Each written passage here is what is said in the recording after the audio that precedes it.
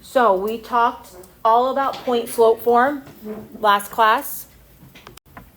All right, so like I was saying, we talked about point slope form yesterday in class, and I keep telling you guys that when you have point slope form or slope intercept form or standard form, that's just a different form of the same thing. Just like I keep using a dollar bill as an example. You could have a dollar bill, you could convert it to different forms. You could convert it to 4 quarters, you could convert it to 10 dimes, you could convert it to 100 pennies, you could convert it to 20 nickels, and they all are equivalent. They're just in different forms. So today I'm going to show you how you could convert from point slope form to slope intercept form, and you'll have 2 equivalent equations that are just in different forms. So just as a review, I have these 2 forms written up here. Point slope form, y minus y1 equals m times x minus x1. That's what we talked about yesterday. Slope intercept form, which we talked a lot about before we left for winter break, is y equals mx plus b. So we're going to take something that's in this form, point slope form, and we're going to convert it to slope intercept form. So these are the steps. It says step 1, you're going to distribute the slope. If something is in point slope form, you'll notice that there's a number, which is the slope, in front of that parentheses. So you'll distribute that, whatever that number is, to the inside of parentheses. That's step 1. And step 2 is to get rid of whatever's being added or subtracted to y in the left side and add or subtract it on both sides. So for example, here's an equation that's in point slope form. Y minus 4 equals 3 times x plus 2. That looks like what we did yesterday, right? If I wanted to convert it to slope intercept form, which says y equals mx plus b, right? Do you guys notice how when it's in slope intercept form, the y is all by itself in the left room? If you were to break this into 2 rooms, do you see how on the left side, it just says y? On this one, doesn't it say y minus 4 in the left room? So I need to get rid of this minus 4, but I can't do that yet because of these parentheses. That parentheses kind of locks the door. We're going to call that equal sign the door. And right now it's locked because of those parentheses.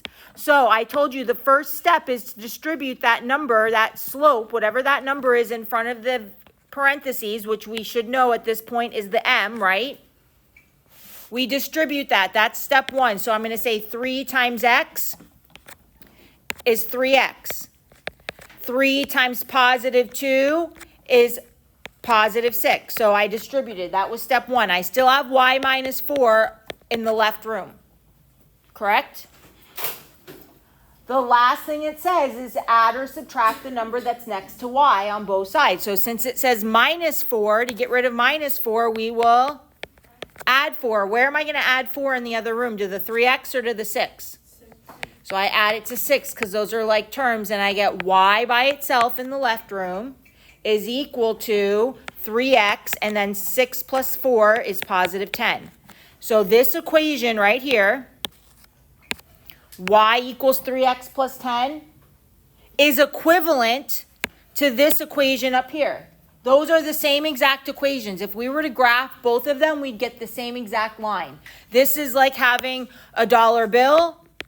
This is like having 4 quarters. They are equal to each other, but they are written differently. But they're representing the exact same function. So y minus 4 equals 3 times x plus 2 is equal to y equals 3x plus 10. You see how we converted from one form to the other form? All right. That's pretty much all this is. Like I said, technically this is really more something that is part of the lesson we learned yesterday. I just didn't want to put too much in the lesson. So all we're going to do is practice a couple of them. We'll practice number 1 together, and then you'll do 2 and 3 on your own. All right, first thing you always want to look for is to see what form it's in currently. What form would you say number 1 is in currently?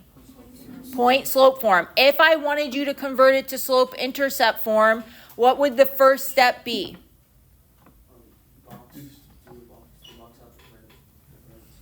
What do you mean the box?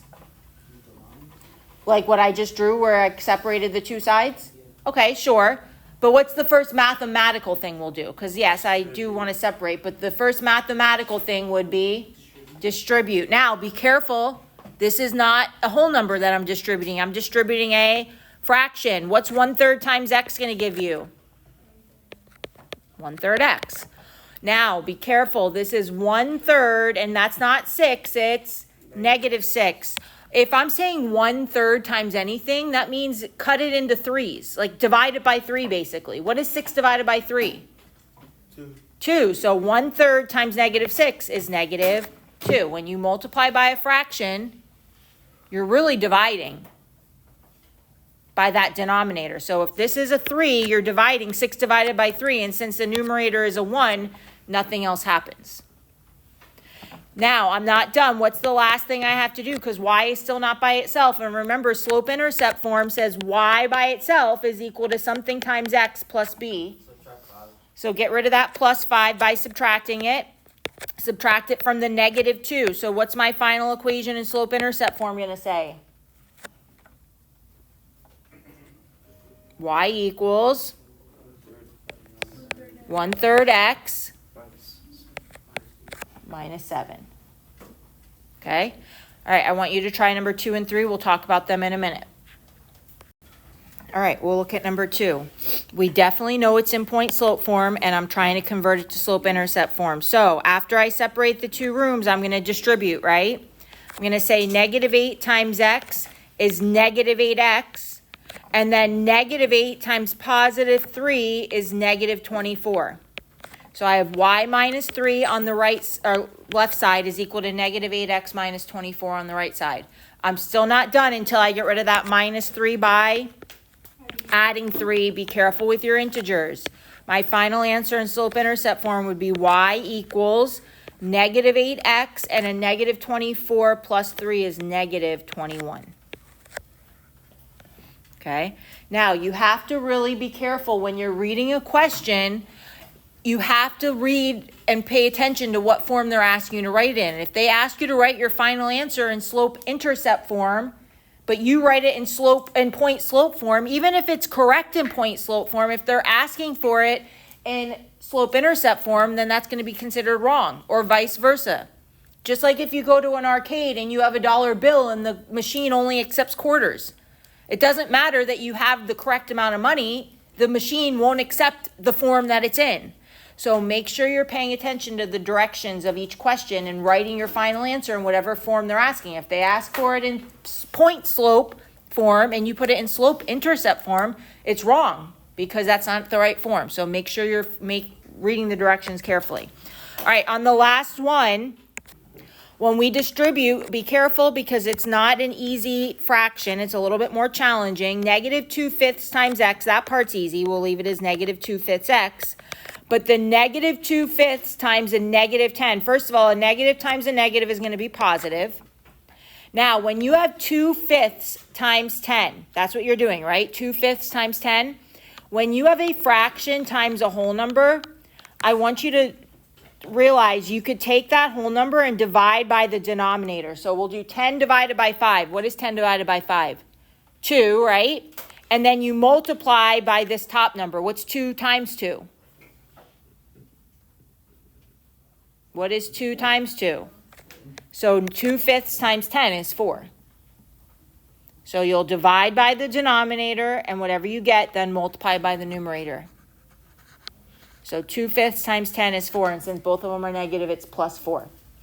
All right, so I have y plus 1 is equal to -2/5 x plus 4, and lastly, you have to get rid of that plus 1 by subtracting 1 on both sides. So your final answer would be y equals -2/5 x plus 3. Okay, does that make sense? Are there any questions? All right, if there's no questions, you may start your assignment. What form